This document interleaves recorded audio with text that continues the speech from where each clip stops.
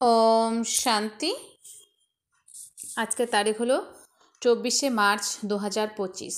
প্রাত মুরলি ওম শান্তি বাপ দাদা মধুবন। আজকের মুরলিতে বাবা বলেছেন, মিষ্টি বাচ্চারা, এই জ্ঞান তোমাদের শীতল করে। এই জ্ঞানের দ্বারা কাম ক্রোধের অগ্নি নির্বাপন হয়ে যায়। ভক্তির দ্বারা এই অগ্নি নির্বাপন হয় না। প্রশ্ন: স্মরণের ক্ষেত্রে মুখ্য পরিশ্রম কোনটি? বলছেন যে স্মরণের ক্ষেত্রে মুখ্য পরিশ্রম কোনটি? উত্তর: বাবার স্মরণে বসার সময় দেহ ও যেন স্মরণে না আসে। আত্ম অভিমানী হয়ে বাবাকে স্মরণ করো, এটাই হলো পরিশ্রম। এতেই বিঘ্ন আসে, কারণ অর্ধকল্প দেহ অভিমানী হয়ে রয়েছ। ভক্তি মানে দেহের স্মরণ করা।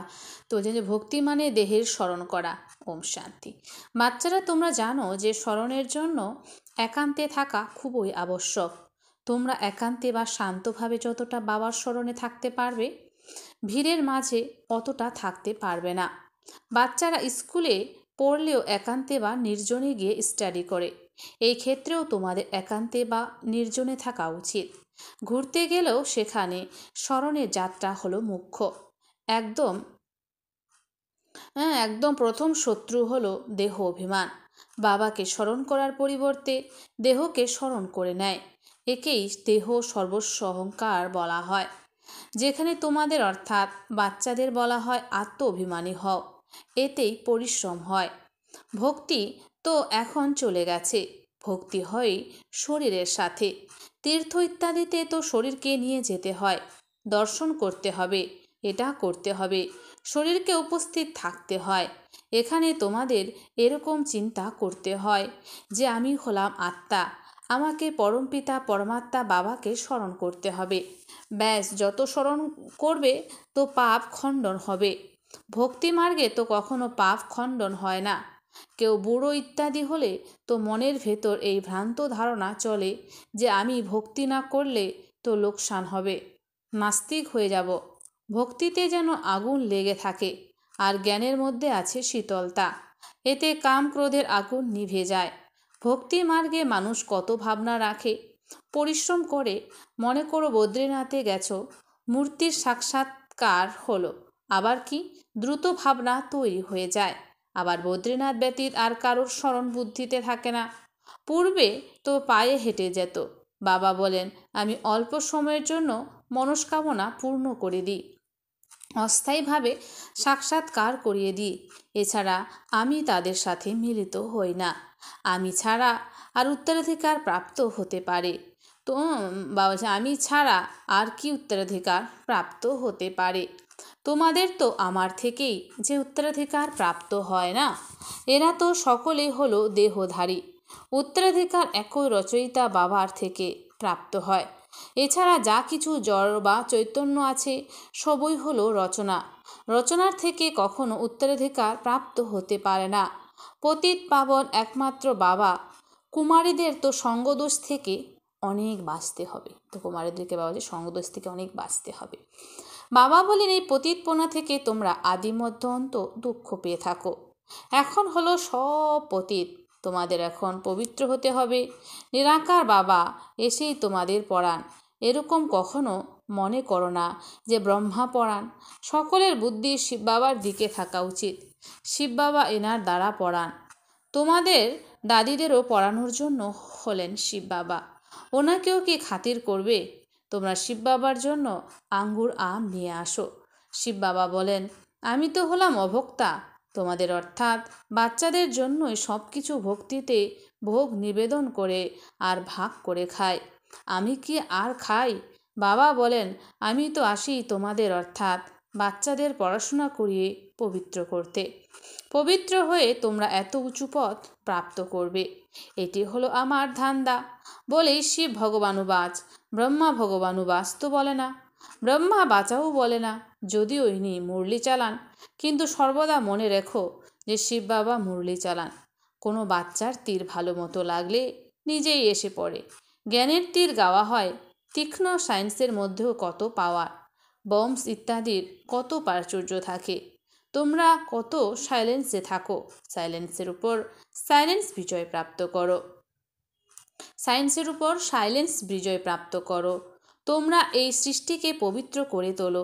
প্রথমে তো নিজেকে পবিত্র করে তুলতে হবে। ড্রামা অনুসারে পবিত্র তো হতেই হবে। সেই জন্য বিনাশ স্থির হয়ে আছে। ড্রামাকে বুঝে নিয়ে খুব উল্লাসে থাকতে হবে। এখন আমাদের শান্তিধামে যেতে হবে। বাবা বলেন, ওইটি হলো তোমাদের গৃহ।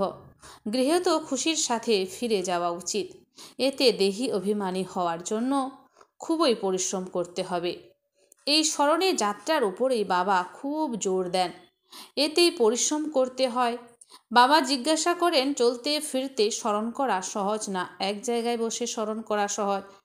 ভক্তি মার্গেও কত মালা আবর্তিত করে, রাম রাম জপ করতে থাকে, লাভ তো কিছুই হয় না। বাচ্চারা, বাবা তো তোমাদের একদম সহজ যুক্তির দ্বারা বলে দেন, ভোজন তৈরি করো, যা কিছুই করো বাবাকে স্মরণ করো। ভক্তি মার্গে শ্রীনাথ দ্বারে ভোগ তৈরি করে মুখে পট্টি বেঁধে নেয়, একটুও যেন আওয়াজ না হয়। সেটি হলো ভক্তি মার্গ। তোমাদের তো বাবাকে স্মরণ করতে হবে। ওই লোকেরা এত ভোগ দেয়, আবার সেটা কি আর কেউ খায়? পাণ্ডাদের কুটুম্ব থাকে, তারা খায়। এক্ষেত্রে তোমরা জানো যে শিব বাবা আমাদের পরাণ। ভক্তিতে কি আর এটা বোঝে যে শিব বাবা আমাদের পরাণ? যদিও বাবা শিব পুরাণ তৈরি করেছে, কিন্তু ওতে শিব পার্বতী শিব শঙ্কর সব মিলিয়ে দিয়েছে। সেটা পড়লে কোনো লাভ নেই। প্রত্যেককে নিজের শাস্ত্র পড়া উচিত। ভারতবাসীর হলো এক গীতা, খ্রিস্টানদের বাইবেল, এক হলো দেবী দেবতা ধর্মের শাস্ত্র হলো গীতা। ওতেই নলেজ আছে, নলেজই পড়া হয়। তোমাদের নলেজ পড়তে হবে। লড়াই ইত্যাদির কথা লড়াই ইত্যাদির কথা যেই বইতে আছে, ওই সবে তোমাদের কোনো কাজই নেই। আমরা হলাম যোগ বলে সশক্ত, তবে আবার বাহু বলে যারা সশক্ত তাদের কাহিনী কেন শুনতে যাব? বাস্তবে তো তোমাদের কোনো লড়াই নেই। তোমরা যোগ বলের দ্বারা 5 বিকারের উপর বিজয় প্রাপ্ত করো। তোমাদের লড়াই হলো 5 বিকারের সাথে। সেটা তো মানুষের সাথে লড়াই করে। তোমরা নিজেদের বিকারের সাথে লড়াই করো। এই কথা সন্ন্যাসী ইত্যাদি বোঝাতে পারে না। তোমাদের কোনো ড্রিল ইত্যাদিও শেখানো হয় না। তোমাদের ড্রিল হলোই এক, তোমাদের হলোই যোগ বল। স্মরণের শক্তির দ্বারা 5 বিকারের উপর বিজয় প্রাপ্ত করো। এই 5 বিকার হলো শত্রু। ওর মধ্যেও নম্বর 1 হলো দেহ অভিমান। বাবা বলেন, তোমরা যে হলে আত্মা, তোমরা অর্থাৎ আত্মারা আসো, এসে গর্ভে প্রবেশ করো। আমি তো এই শরীরে ব্রহ্মার দেহে বিরাজমান হয়ে থাকি। আমি কি আর কোনো গর্ভে আসি? সত্যযুগে তোমরা গর্ভমহলে থাকো, আবার রাবণ রাজ্যে গর্ভ জেলে যাও। আমি তো প্রবেশ করি, একে দিব্য জন্ম বলা হয়। ড্রামা অনুসারে আমাকে এনার মধ্যে আসতে হয়। এনার নাম ব্রহ্মা রাখি, কারণ সে আমার হয়েছে। অ্যাডাপ্ট হলে কত ভালো ভালো নাম রাখা হয়। তোমাদেরও খুব ভালো ভালো নাম রাখা হয়। লিস্ট খুব ওয়ান্ডারফুল এসেছিল। সন্দেশী সূক্ষ্মলোক ও মুক্তিধামের সংবাদ আনেন যারা মুক্তিধামের সংবাদ আনেন যারা। আবার কি আর সকলের নাম স্মরণে আছে? নাম দিয়ে তো কোনো কাজ নেই। শরীরের প্রতি তো নাম রাখা হয়। এখন তো বাবা বলেন, নিজেকে আত্মা মনে করো, বাবাকে স্মরণ করো। ব্যাস, তোমরা জানো যে আমরা পূজ্য দেবতা হই, আবার রাজত্ব করি। আবার ভক্তি মার্গে আমাদের ওই চিত্র তৈরি হয়। আত্মাদেরও পূজা করা হয়। মাটির শালগ্রাম তৈরি করা হয়, আবার রাত্রে ভেঙে ফেলা হয়। দেবীদেরও সাজিয়ে নিয়ে পূজা করে সমুদ্রে ফেলে দেওয়া হয়।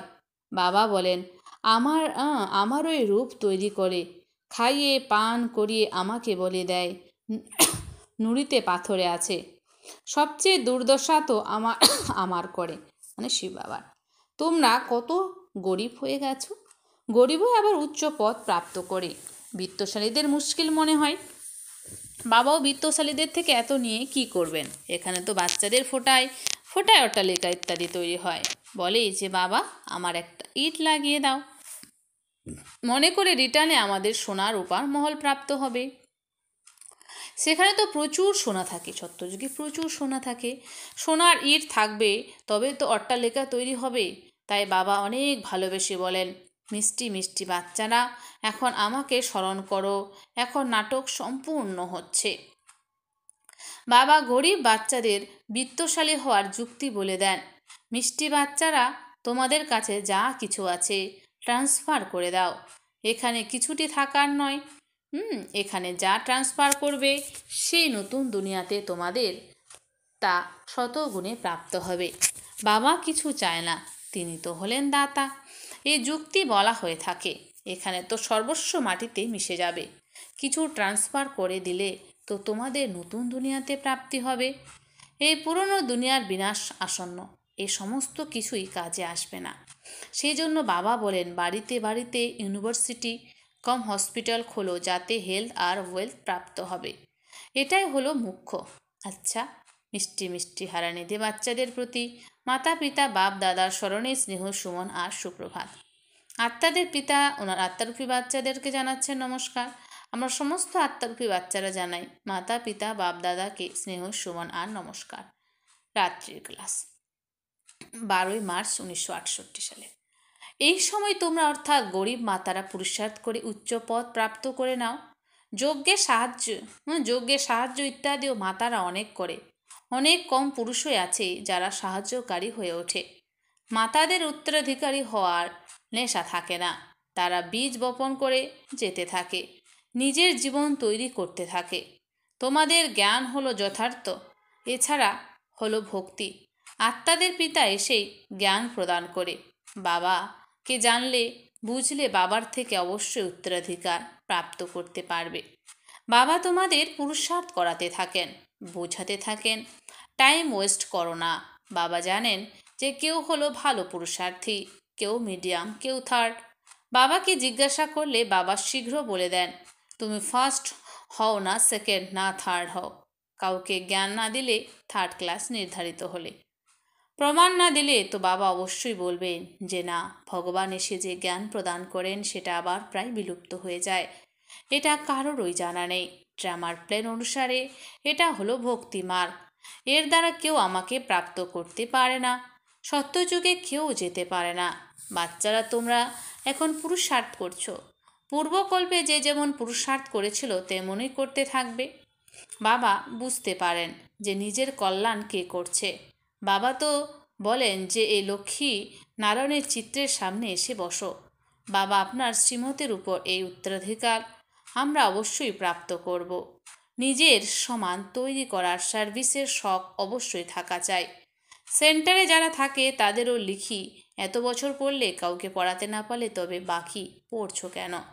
বাচ্চাদের তো উন্নতি করা উচিত, যে না, বুদ্ধিতে সারাদিন সার্ভিসের ভাবনা চলতে থাকা উচিত। তোমরা যে হলে বানপ্রস্থী, বানপ্রস্থীদেরও আশ্রম হয়, বানপ্রস্থীদের কাছে যাওয়া উচিত। মৃত্যুর পূর্বে তাদেরকে তাদের লক্ষ্য তো বলে দাও। বাণীর উপরে তোমাদের আত্মা যাবে কিভাবে? পতির আত্মা তো যেতে পারবে না। ভগবানুবাদ মামেকম, একমাত্র আমাকে স্মরণ করলে তোমরা বানপ্রস্থে চলে যাবে। বেনারসেও প্রচুর সার্ভিস আছে। অনেক সাধুরা কাশীবাস করার জন্য সেখানে থাকে। সারাদিন সারাদিন বলতে থাকে শিব কাশী, বিশ্বনাথ গঙ্গা। তোমাদের মনের ভেতরে সর্বদা খুশির করধ্বনি বাজা উচিত। স্টুডেন্ট যে না, সার্ভিসও করে, পড়াশোনাও করে, বাবাকে স্মরণ করতে হবে, উত্তরাধিকার প্রাপ্ত করতে হবে। আমরা এখন শিব বাবার কাছে যাব, এটা হলো মনমনাভব। কিন্তু অনেকের স্মরণ থাকে না, পরনিন্দা পরচর্চা ঝড়ময় ঝোঁকময় করতে থাকে।